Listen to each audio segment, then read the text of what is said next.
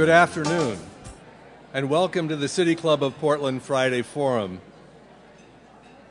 Today is Friday, June 22nd, and I welcome you to the state's premier civic affairs event. I'm Pat McCormick, president of the City Club, and I'd like to welcome members and guests alike, those of you who join us today at the Governor Hotel, and those of you listening on OPB or KBPS radio, or watching on Portland Community Media's CityNet 30. Today, our speaker will discuss the link between our health and the way our communities, especially our suburbs, are designed. But first, some announcements. City Club's corporate and media partners are essential to the vitality and sustainability of the club's activities. I'd like to thank our generous media partners, including Oregon Business Magazine. I'd also like to thank and extend our deep appreciation to the Friday Forum's corporate sponsors, ESCO Corporation, Morel Inc., Northwest Natural, and Schwabe Williamson and Wyatt. We're grateful for your support and your commitment to the City Club's mission.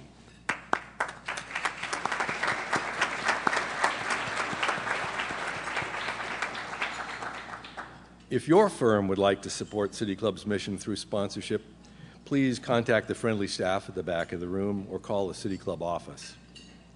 We'd also like to thank the groups that sponsored Dr. Jackson's trip to Portland: the Oregon chapter of the American Planning Association, 1000 Friends of Oregon, the Oregon Environmental Council, the Oregon Transportation and Growth Management Program, and the Multnomah County Health Department.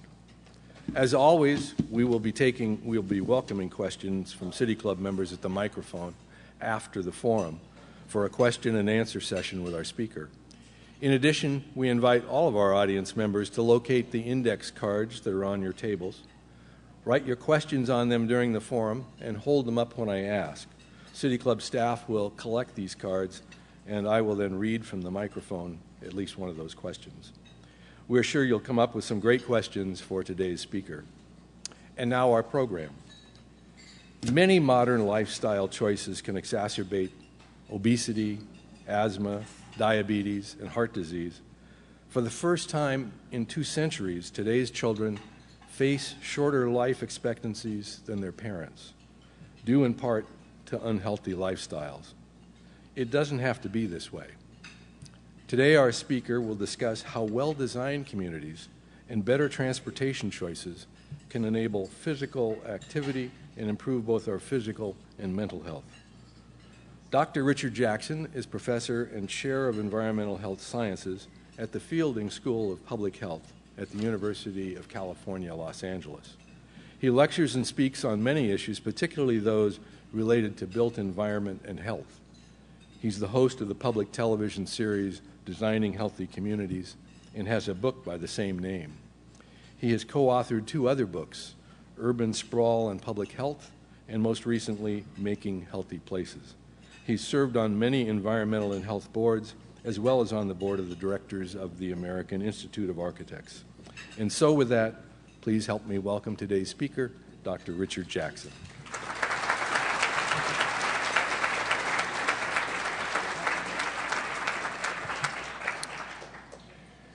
Thank you, Pat. I've had a magnificent week going around this state and meeting people concerned about the design of their cities, the health of their children. I've met doctors, planners, and others throughout the state.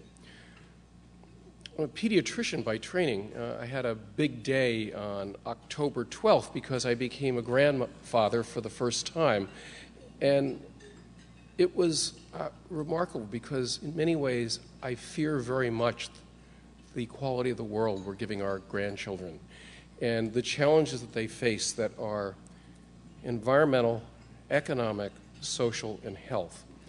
And so that's what I'm going to proceed to go through.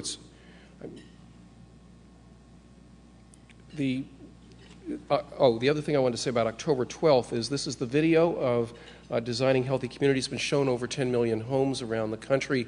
Is anybody here born on October 12th? Okay, then we'll give it to Pat McCormick. Thank you, Pat.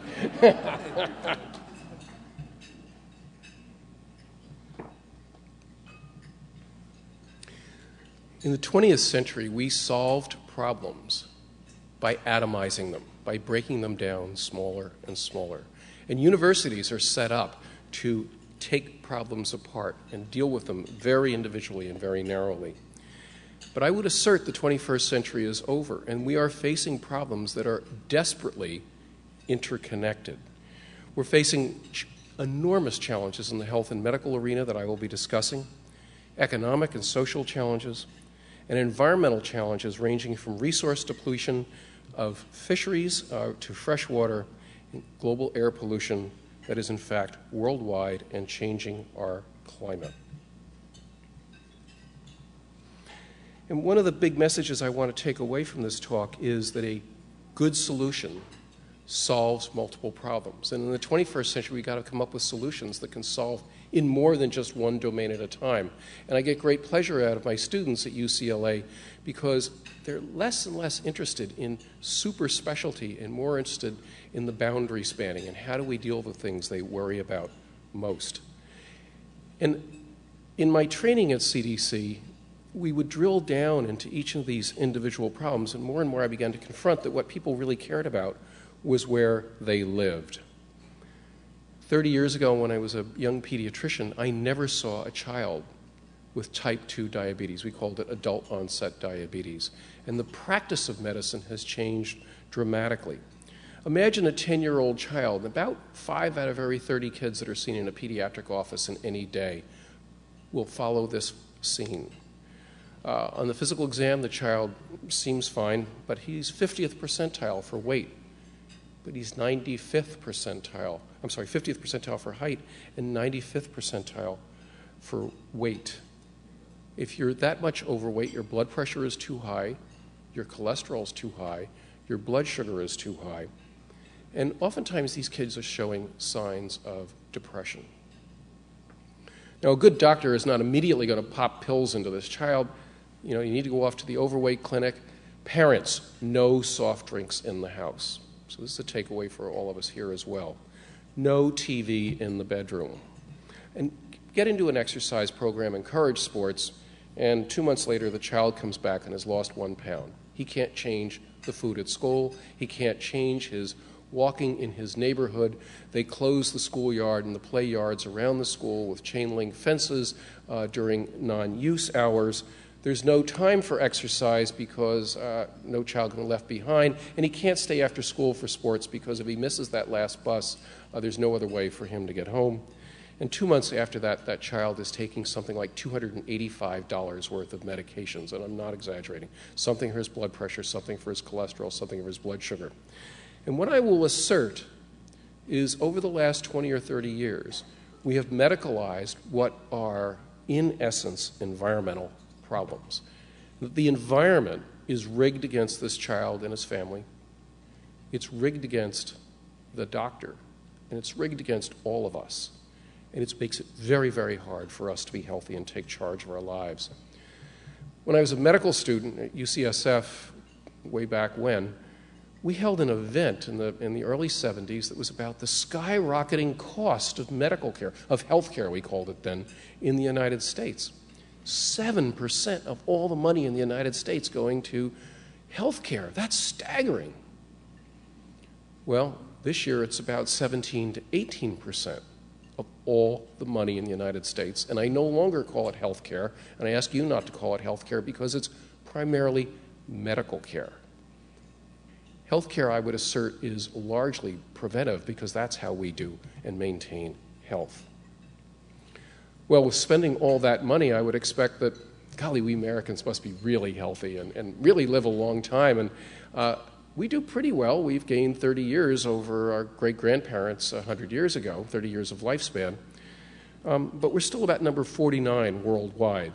We're not quite as healthy as Slovenia. So there's a lot we can do about improving lifespans in the U.S. And this business about the next generation living less long is in part related to the complexion and mix of our population, that certain sectors in our population their health will continue to be okay.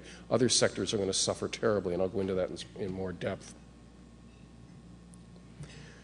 125 years ago, the leading causes of death were infectious diseases. The leading cause of death in California in 1900 was malaria, believe it or not.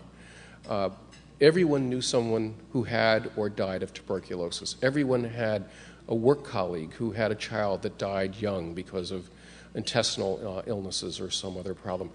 My own grandfather died young. He died in his 50s because he was stricken with diphtheria as a young man and had diphtheritic heart disease through his whole life. And in fact, my own father died at age 27, leaving my mom with 3 babies when he developed polio in 1949. He had survived a crash during World War II and was a fighter pilot. And so we really were within an avalanche of infectious diseases. And these diseases have dropped dramatically, and we don't worry about them anywhere near as much as we did in the past. How did that happen? We've added 30 years of lifespan. How many of those years have come from medical care? If you ask the average clinician, he'll say, oh, 25 years of that. And in fact, that's exactly wrong. About 5 years has come from medical care, and the other 25 years has come from the big I's, letter I. And I would say that's immunization, huge benefits to our society overall, and the other big I is infrastructure. If you build better homes and people are not crowded together, if you have heating and ventilation, if you build better water systems and people have clean water, safer food, more diverse food, fresher food, you change workplaces so they are healthier. If you change the infrastructure, people get healthier. So those of you in this room who are developers and builders, you are health officials. Also, by the way, those of you who oversee transportation plans or the urban plans are health officials. And too often the white coat folks have sort of held the health issue to ourselves, but so much of it is being determined in your worlds and not in our medical world. My hero in the late 1860s was Frederick Law Olmsted. He and his sons designed 500 parks in the United States. And during the 1850s, he was a commentator for the New York Times on slavery and other economic issues. Late in that period, he won the bid to build Central Park in New York and design it. I was there a few weeks ago, and I said to folks, look around. Everything that you're looking at is a construct from someone's mind. This looks totally natural, and it is, in essence, artificial in the sense that it was all placed there. This was swampland and rocky places that people could barely grow anything. Look around the room you're in and the place you're in, and everything was in someone's mind at some time. We live our entire lives in a constructed environment that is the product of someone's imagination. And I'm going to assert in some ways if we changed our imagination and our vision of the world we're in, we can, perhaps over the course of a generation or two, create a world that is a lot healthier than the one we're in. I have one quiz on every exam I give, and I tell my students, I don't make you memorize very much, but I want you to memorize this.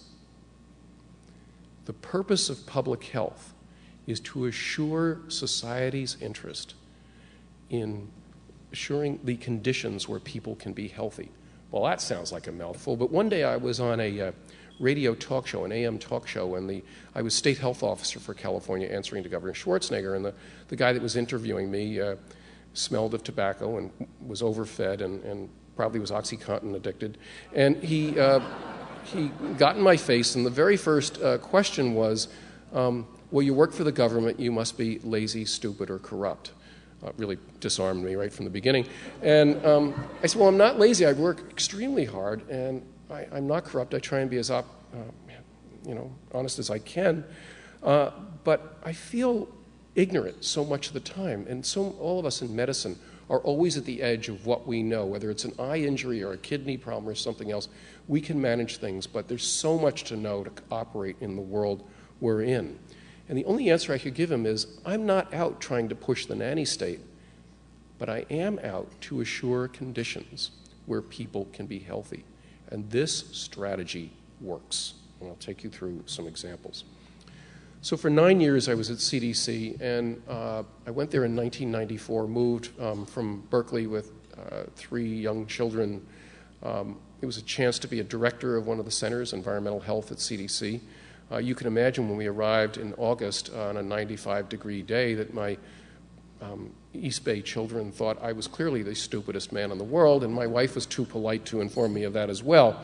But it was a terrific job, and the problems I dealt with were vanishingly small, like molecules in our blood and in breast milk and urine and all the rest, to these macro issues of climate change.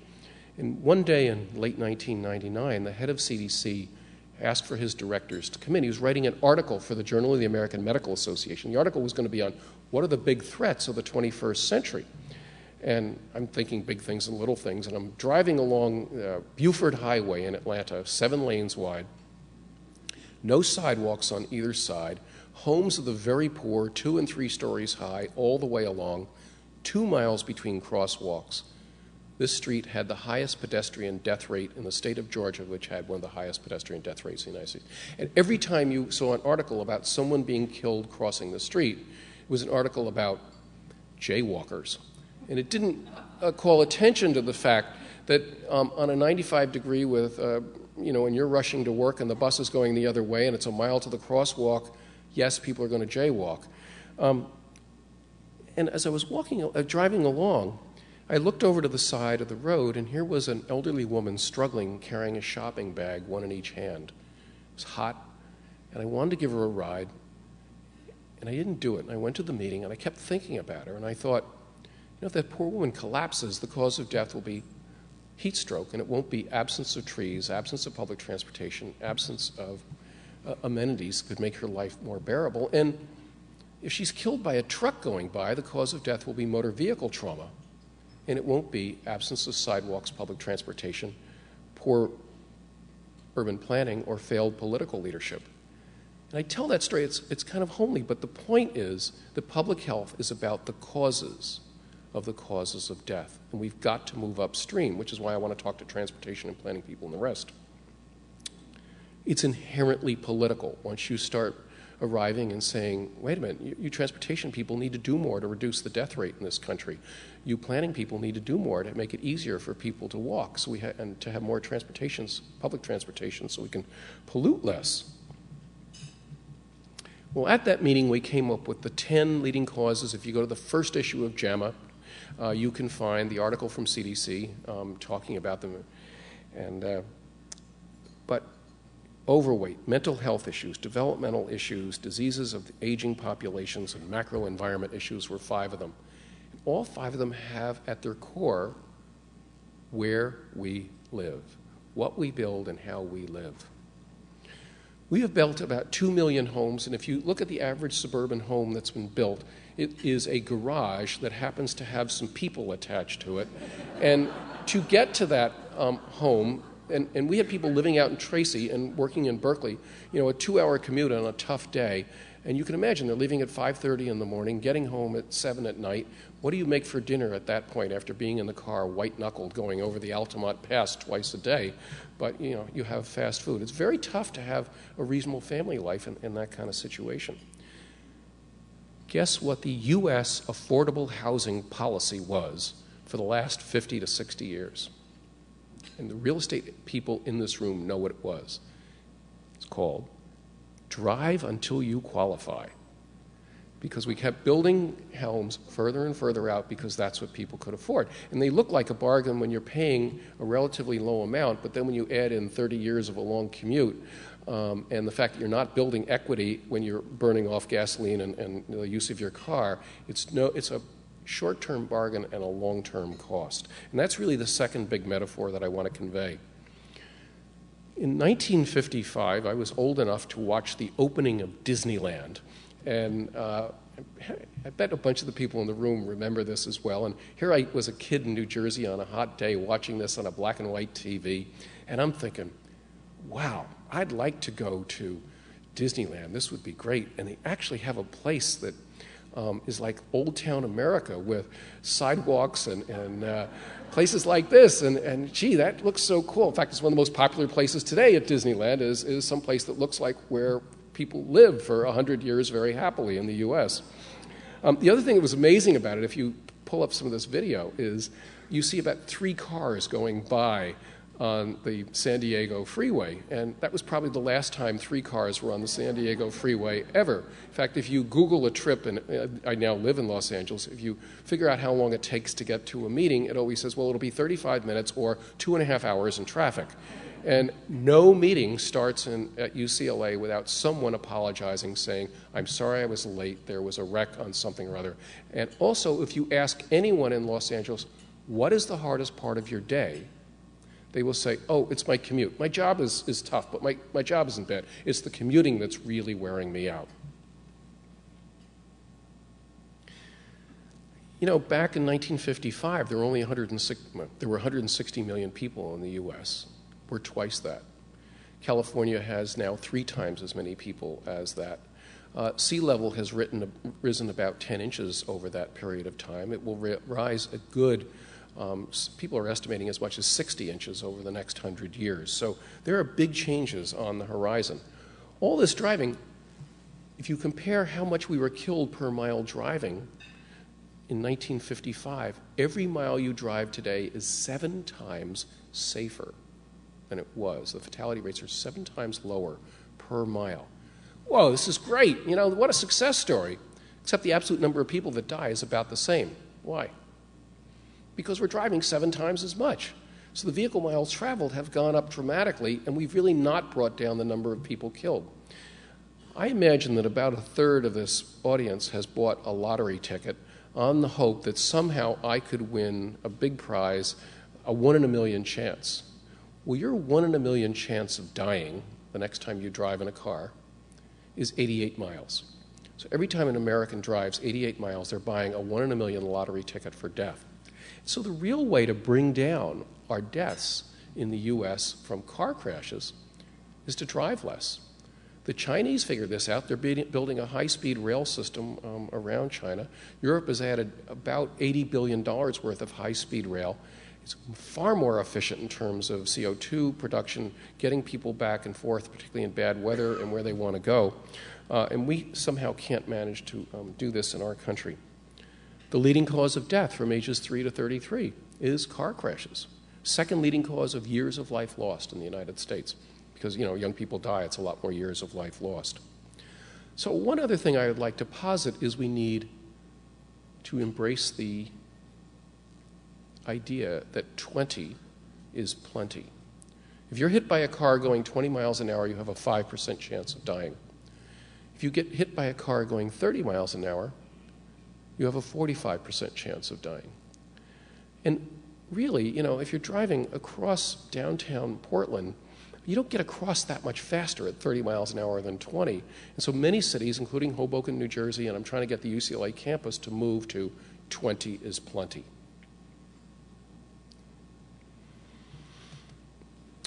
A certain medication, and it's not cholesterol meds, has gone up 4-fold, 400% increase over the last 20 years. And what do you think those are? Antidepressants. How did your grandparents and great-grandparents deal with mild to moderate depression, life's difficult times? And you know they did it with ritual. The family came together at a time of death. They dealt with it in terms of food. My ancestors are Irish. There was probably some alcohol at the funerals as well. But we dealt with it by being with each other and helping each other get through hard times. In community, we really demand on to get us through some of the toughest times of our lives. And yet, if you want to figure out a way to undermine community, undermine people's connections, why not put them in a 3,700-pound steel box, move at high speed, and not let them make eye contact with absolutely anyone, and put them under stress? By the way, I've often had this suspicion that men think that their car is an extension of their body. You ever notice how upset men get about something happening to their cars? And we really are isolating ourselves more and more. What's the real treatment for anxiety? The other big one is physical activity.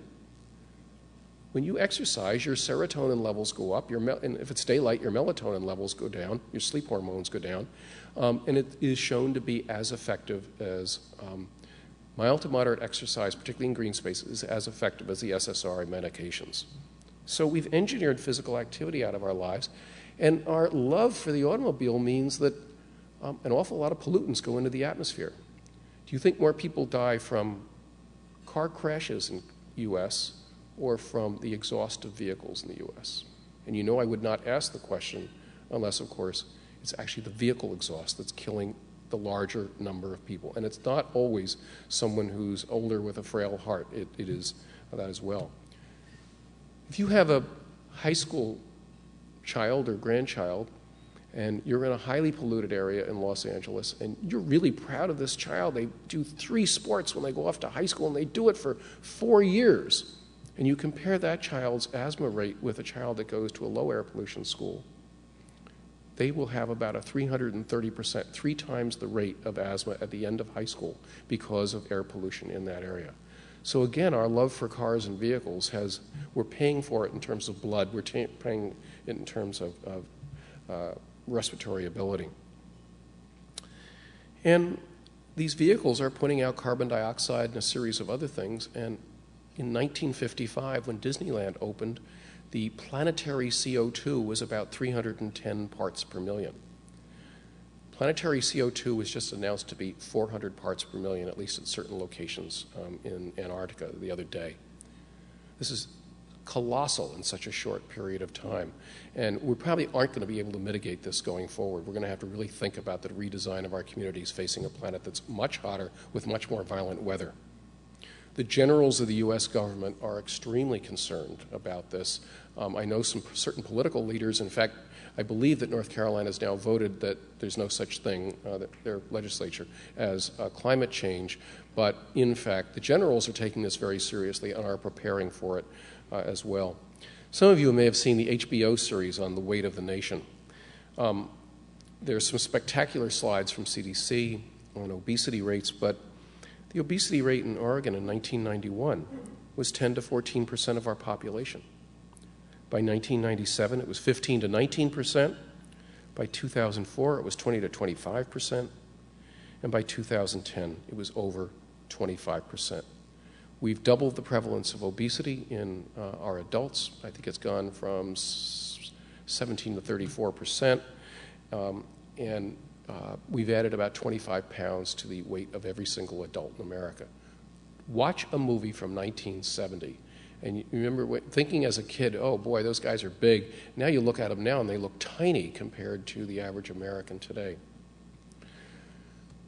The bad news is by 2030, we're now forecasting that we'll have about 11% of the entire population with a body mass over 40, about 100 pounds overweight or more.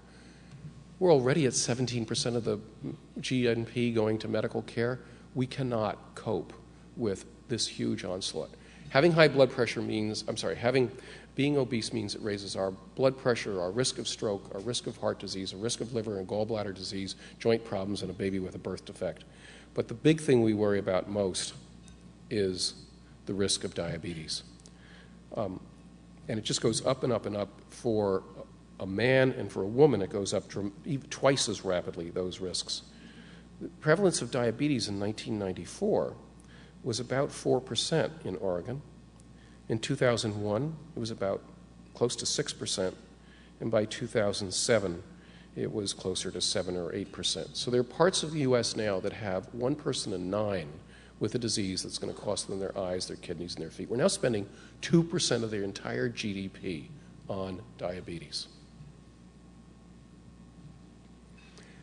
The most dramatic article in the New England Journal of Medicine, really dramatic journal overall, but over the last year was the one on the trial treating children with type 2 diabetes. And it was scary because at the end of it, the doc who said, this is a pediatric endocrinologist, white coat doctor that's taken care of these kids for 30 years, said, I never saw a child with adult onset diabetes 30 years ago. Now it's half my clinic.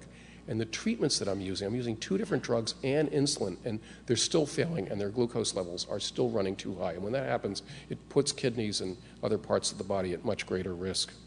And at the end, he says, we're going to have to stop just pushing pills. We're going to have to produce economic incentives to produce healthy foods and to build safe environments.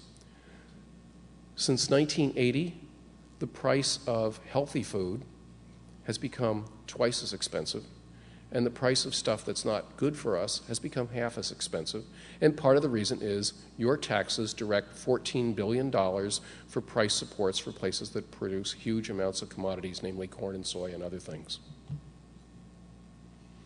But we're too inactive. If you go to Northern Europe, and I bet some of you have been to Europe, and people always come back and say, you know, I ate and ate and ate, and I didn't gain any weight. I just walked and walked and walked. And more than 40% of all their trips are done walking or biked, compared to about 7% of all American trips. So one takeaway I'd like to offer is that every American ought to be able to buy a carton of milk without getting in a car. And I'll bet more than half our population cannot do that right now. What do you think has happened to our school kids? Back in 1970, 2/3 of them walk or bike to school. We had this crazy idea that kids would learn better in big box schools placed on cheap land way outside of town, and let's not give them any windows. That was one of my real pet peeves. By the way, it's absolutely proven not to be true. In fact, think about it to yourself. Where were you happiest in your life? Were you happiest in the small school or the big school? It was a small school. If you ask the teachers where they're happier, it's the small school. And kids learn better in smaller schools, at least a lot of them. We've gone from 66% of our kids walking and biking to school to about 17% at this point. The more you walk, the less likely you are to be obese, the more likely you are to be fit. So the marketplace is shifting. Over half, it's about 56% of all the people that are looking for a home today are looking for homes in walkable neighborhoods. This is quite dramatically different from 15, 20 years ago. I think the young people have looked at the rat race that their parents were living and decided, I don't want any part of that. That or they were watching Friends on TV and think that living in an urban area is a lot more fun. But for some reason, it's just not appealing to young people anywhere near as much as it is. And older folks that have lived in McMansions and larger homes just don't want to mow the lawn anymore, Pat. Cities that are lively and vibrant do better. This is Richard Florida's thesis, but I think he's absolutely right. If you want to attract and retain bright young people, you have to have a place that has amenities that bright young people want, whether it's cultural amenities or exercise amenities or social and safety amenities as well.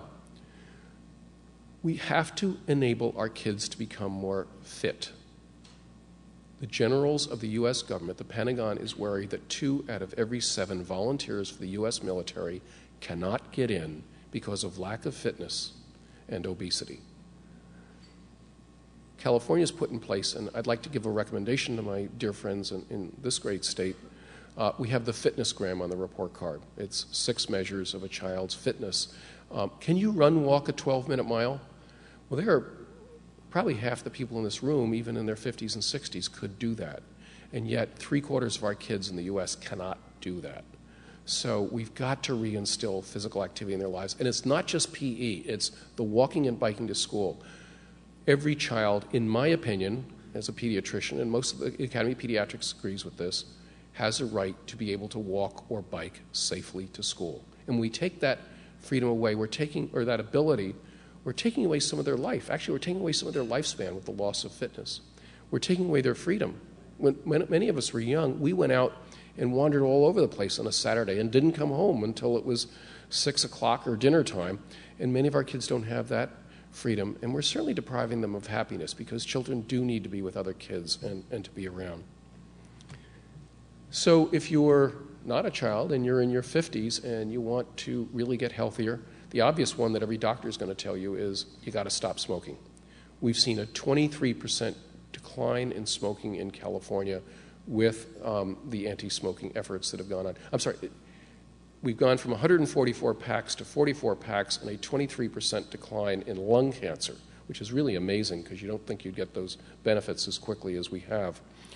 The second big thing that we have to do is become more fit and to do more exercise. And this would be you can add about 6 years to your lifespan as a middle-aged man if you go from low fitness to moderate fitness. And you don't have to go to a gym. You can do it as incidental activity during your day. So the Institute of Medicine, which is part of the National Academy of Sciences, brought together, it's a premier group of about 700 to 1,500 doctors that advise the U.S. government on where to go. And the big question is, how do we really turn on some progress to turn around the obesity epidemic? You can imagine, don't allow junk food ads at school, have farmers markets in every single town. Make sure when you walk into a building that there's a stairway there. Encourage people not to use elevators and they don't need to. On and on and on. All sorts of recommendations. Guess what strategy one, recommendation one was? Make physical activity an integral and routine part of life.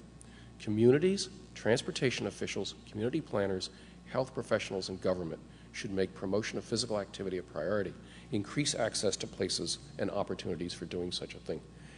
This is wild. This is not a bunch of planners and fitness buffs. These are, boring white coat docs saying, you got to change the world we're in, and we're not going to turn around this epidemic. And that was their strategy one. This is me speaking, but the California Medical Association has a similar position that we ought to be taxing things that are bad for us, and people do not need to eat fructose. Fructose acts like ethanol, alcohol. Only your liver can metabolize it. You eat too much fructose, you get a fatty liver, just like when you drink too much alcohol. And a penny a teaspoon is not going to break anybody. And if that soda that you're buying would normally be $1.25 in the machine, an extra penny a teaspoon to make $1.35, so what? People can afford that. And those 10 cents, or the $1 billion a year that would be generated in my state, and about $14 billion nationally, ought to be used for children. Shelf life of human beings is so short that we need to focus on changes that really impact and matter for children. Where they eat, where they play, their safety, and the rest. You've all heard of an environmental impact assessment, and I'm really kind of down on EIAs. I have read environmental impacts assessments that have been 2,000 and 3,000 pages long. Admittedly, I skimmed part of it, but you get to about the last 3 pages and they talk about, no health standards will be violated. The water standards will be okay, the air standards will be okay. They don't really look at health. And there are a lot of us in the health world that think we need to be doing health impact assessments. And I would assert if you were looking at corn ethanol and you really started to look at the health impacts across multiple domains, you might end up with a slightly different decision. Frankly, if we looked at the interstate highway system, which I think is great, running it through the inside of cities, we might do a different health impact assessment if we looked at those domains. So there are many of us, including people on the that were on the Academy of Sciences committee that looked at this, who feel very strongly that we need to be doing health impact assessments. The tribes on the North Slope in Alaska, where the oil drilling was going in, were obviously very concerned about the drilling, and they were less concerned about the chemicals, solvents that would come off the oil wells and these other things than they were about the impact of having 25,000 lonely men arrive with fast food joints all over the place, and what would happen to their culture and their subsistence living at the same time. A health impact assessment needs to be much more panoramic than a mere environmental impact assessment. One of my favorite stories about this was the Cooper River Bridge.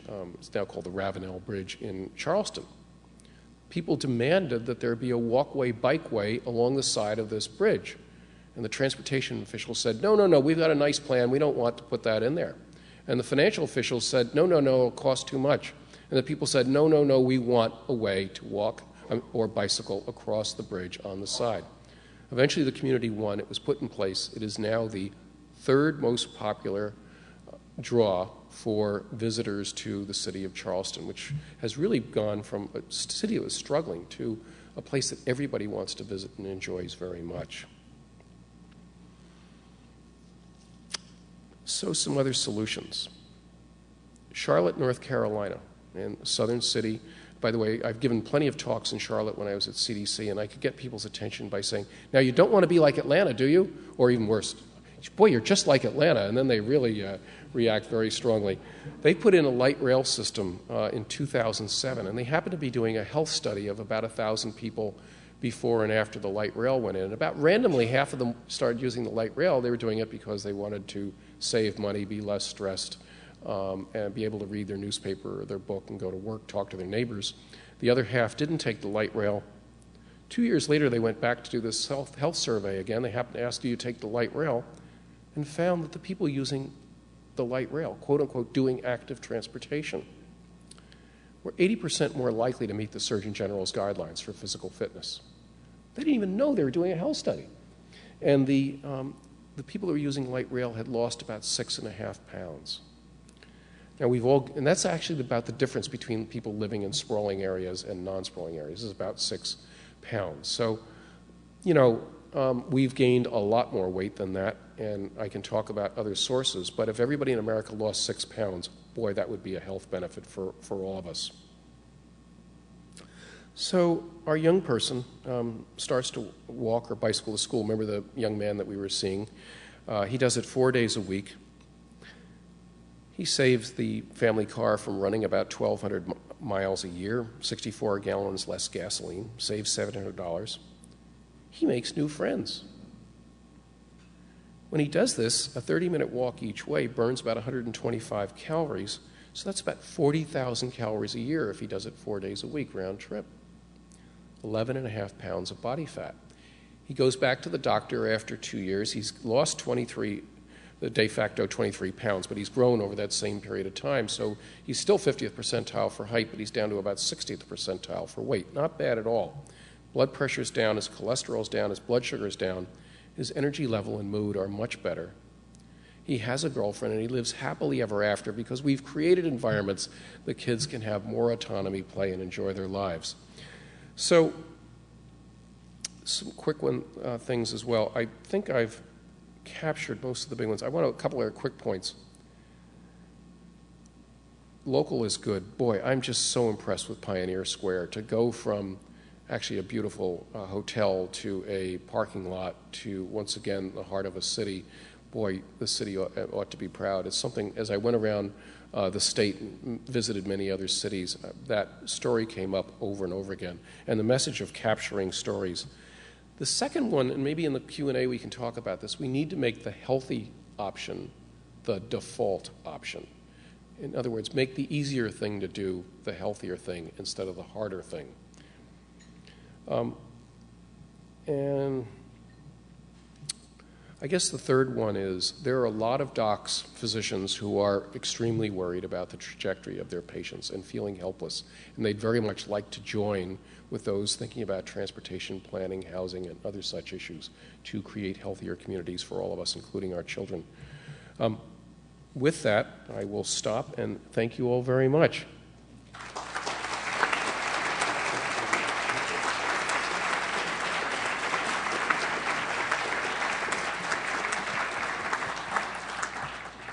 Thank you, Dr. Jackson, for that very informative and interesting talk. And now, if you have a written question on an index card, please hold it up high so that City Club staff can collect it from you. Thank you. As always, the first question for our speaker will be from our Friday Forum host. Today it's Jeannie Crouch.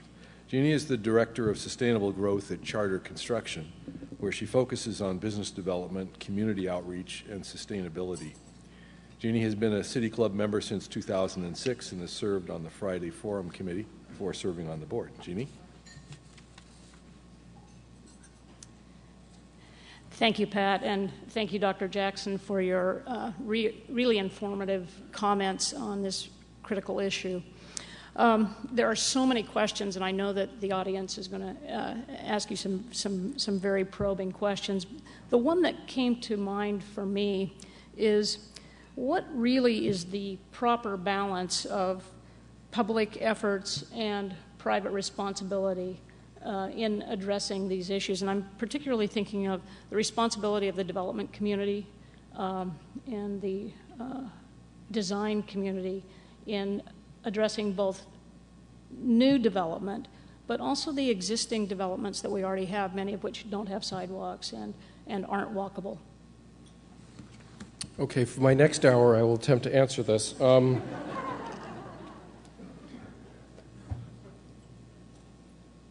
If you're looking at 2/3 of the population with the same disorder. And I use this line. In fact, when an epidemic occurs and all of a sudden 1,000 people or 10,000 people develop the same symptoms at roughly the same time, that is a common source epidemic until proven otherwise. It is always something in the environment. It is not a product of simply 10,000 people suddenly deciding to drink salmonella in their water. And so where we've had the biggest effect, to go with tobacco from 140 packs to 40 packs meant we had to do population changes.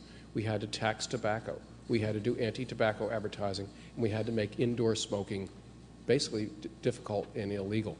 We didn't ban smoking, but we did these population changes. Population changes work. Education of our young people works. How many of you have been told by your children or grandchildren to put on your seatbelt because this projects upwards?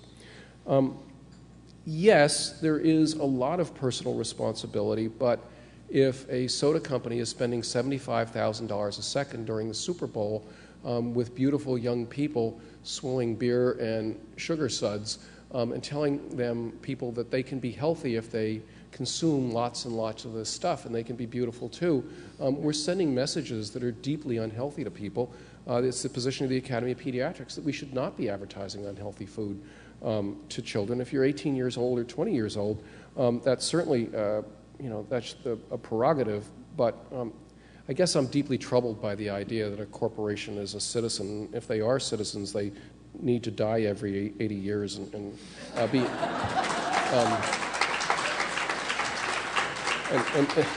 and need to be executed for capital offenses. But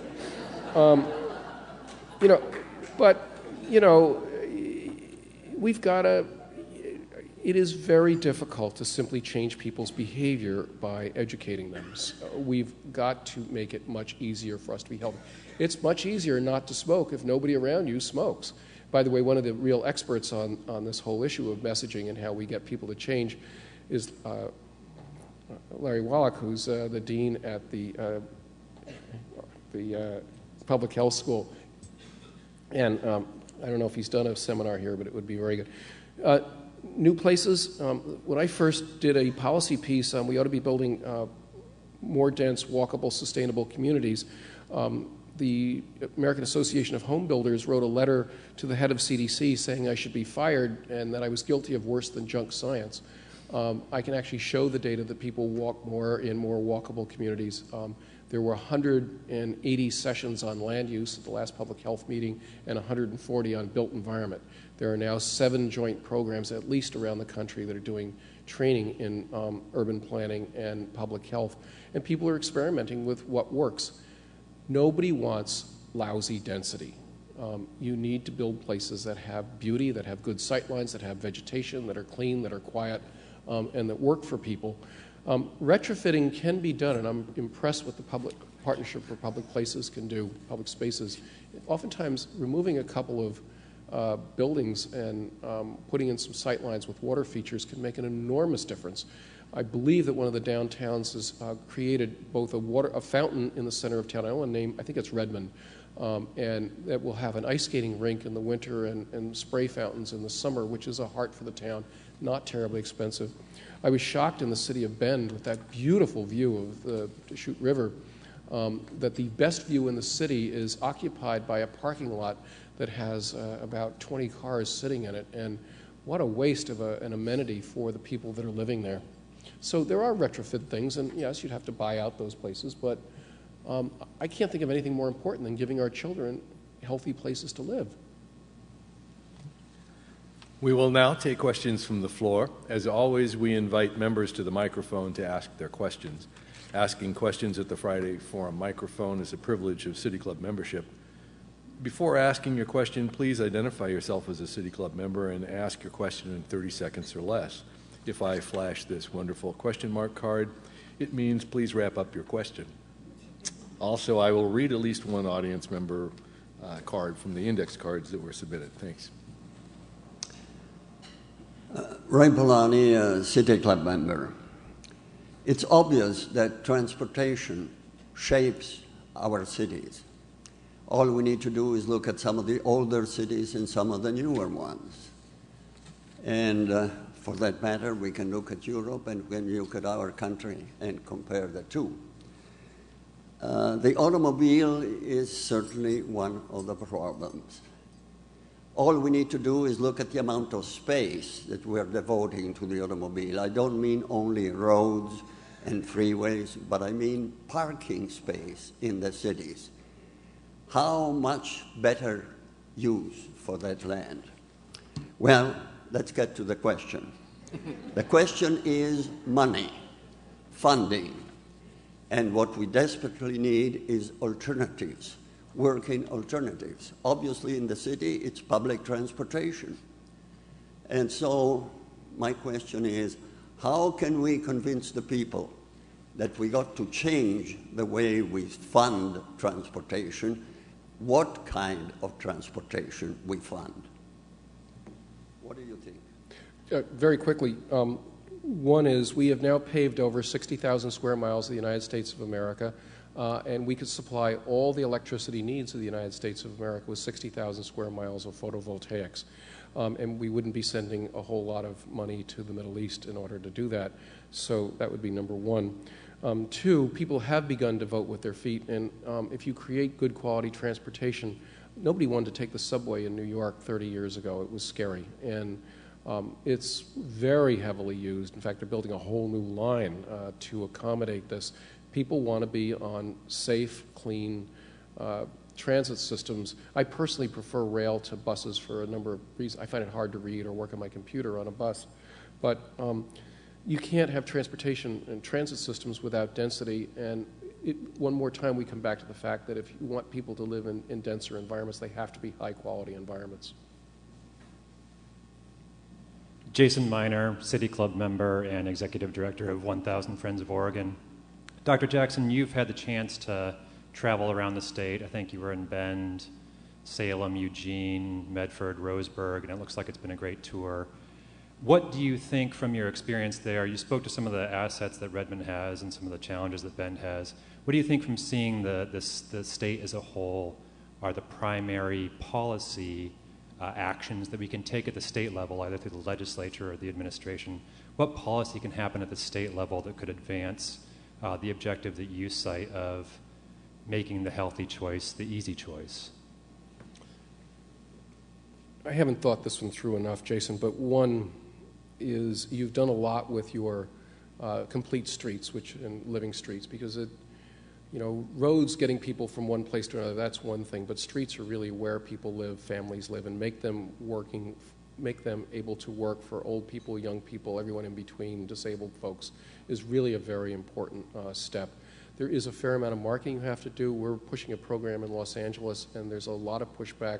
People say, well, the bicyclists are all crazy, but the truth is they're actually doing what we want them to do, and we need to make lives easier for them. One of my favorite stencils is a picture of a bicycle saying, this burns fat and saves you money, and the other is a stencil of a car that says, this burns money and makes you fat. I think this message about conveying what healthy places look like, I would really focus, I'm just going to make this very direct, and this is a pediatrician speaking, I would focus on the children. It took us 3 generations to get where we are right now, and if we create safe routes to schools, we create environments that everyone else can use. If we create centers of towns where we can alleviate our loneliness sometimes and alleviate our depression. I think it was Roseburg has a lovely triangular area that's basically abandoned and a hole in the heart of the city, and it absolutely needs a heart, and you would not be able to keep people away from it once they saw a place that worked. Let me ask a question from the audience. As a health professional, you support taxing items that are unhealthy. What do you think about adding a health tax based on miles traveled in non-rail vehicles to be spent on rail and healthy travel? 3. One is a lot of us think that the tax on gasoline is much too low. There are serious people that think the real cost of a gallon of gas is about $15. There are about $4 of externalized environmental impacts and about $7 to $8 to maintain the U.S. military that is very involved in this. So That's the real cost of gasoline. Getting it, I don't know what you're paying, but it's probably about 25 cents a gallon or less, and it's often tied only to freeways. Ridiculous thing that happened in Los Angeles, $1 billion of funding came in, and they added one more lane in each direction to the 405 freeway, and I guarantee it'll be stopped just as much as it ever was. We need reasonable transit going up and down the center of it. Health tax, I don't know. I'd have to, the environmental stuff is a few bucks actually on a gallon of gasoline, so it would be interesting to think about that one. But I don't want to be spending a lot of money on people that are already sick.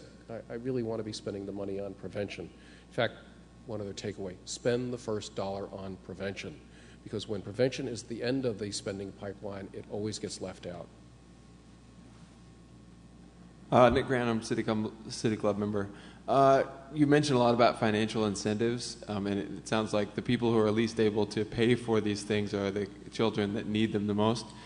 Who do you think now, I guess besides the federal government, who has a huge role in this, and state and local governments, outside of government, who do you think has the money and would have the financial incentive to be paying for these initiatives that are very important?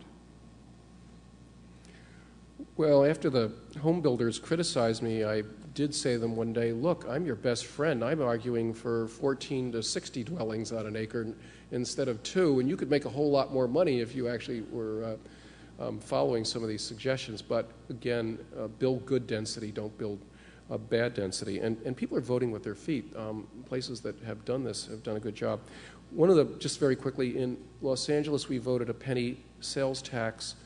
It raises about $1 billion a year. We need to do about $60 billion worth of transit and other kinds of upgrades, and we're trying to use that $1,000 million a year as financing. So the way you'd go and get a mortgage, so we could do all this work in the course of 4 or 5 years and then pay it off over the next 25. We'd put people to work now, which is what we really need to do. We would reduce congestion now, which is what we really need to do. We'd reduce air pollution, we'd improve human well-being, and we'd help the economy. B.J. Seymour, City Club member. I don't know whether you were speaking partially from notes or whether you have a written talk, but if you do have a written talk, can you provide an extra copy so that copies can be sent to the members of the TriMet board? That's our local transportation system. They are reducing service and increasing costs. I'm Doc, and we're very visual, and a lot of stuff I talk about is so astonishing that I need to have my slides. I did not use slides, and it would take me a couple of days, and I was going from city to city, and I wasn't able to write my talk out, but I promise I will do it. And I'll ask somebody else to send it to the board. Kurt Wavering, member. In the Portland area, we have a major transportation project that's being proposed called the Columbia River Crossing. It'll be the most expensive enterprise we've ever done, $4 billion plus. And I'm wondering if anyone has talked to you about that and what, as a physician, you might comment about that. Every time one talks about these large projects, people inevitably bring up the Big Dig in Boston, where it was supposed to be $1 billion or $2 billion, and it ended up being about 5 times as much when they got done. But folks that are there now really kind of love it. So, and oftentimes people, I don't know about this particular project, but I over and over see people backing away from infrastructure. We're having a big battle where Beverly Hills does not want the subway going under Wilshire Boulevard and the Beverly Hills High School, even though we desperately need infrastructure. And what I've said at some of these meetings is, look, you are living on the infrastructure that your parents and grandparents and great-grandparents put in place, whether it was water systems or transit systems or something else. And we owe it to our grandchildren to give them infrastructure that will make their lives work as well. I don't know enough about this individual project, sir, and I can't speak to it. Last question. Hi, Carol Witherell, City Club member.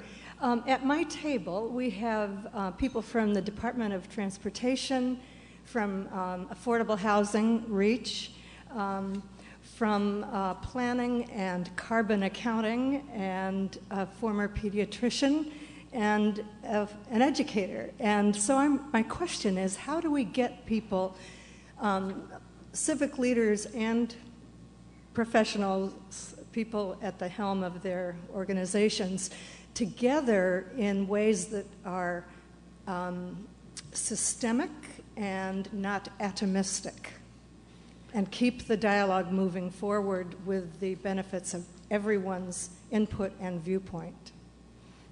You sound like a terrific table, and we should all elect you to office and have you run the place. But in the course of the video series, we visited a dozen or so cities. As I said, Detroit for 3 days with 2 camera crews.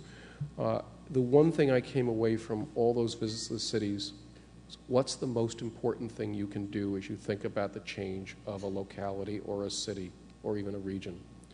And I will assert it's not bricks and mortars, it's the community dialogue, getting the wisdom of the people who are on the ground and dealing with it. And yes, you have to have an expert on computers and planning and GIS and everybody else there, but until we can really engage people, the people that live there in these decisions, it's often rancorous and ugly, and it's amazing how it can turn around and people can unify behind a very positive vision if their wants are incorporated, and often they're very reasonable wants. I want safety and prosperity. We've run out of time for further questions, and we'll have to stop for the day. Please join us next week when we'll hear from Oregon Community Foundation's new president, Max Williams. And as we close for today, please join me in offering a sincere thanks to today's speaker, Dr. Richard Jackson.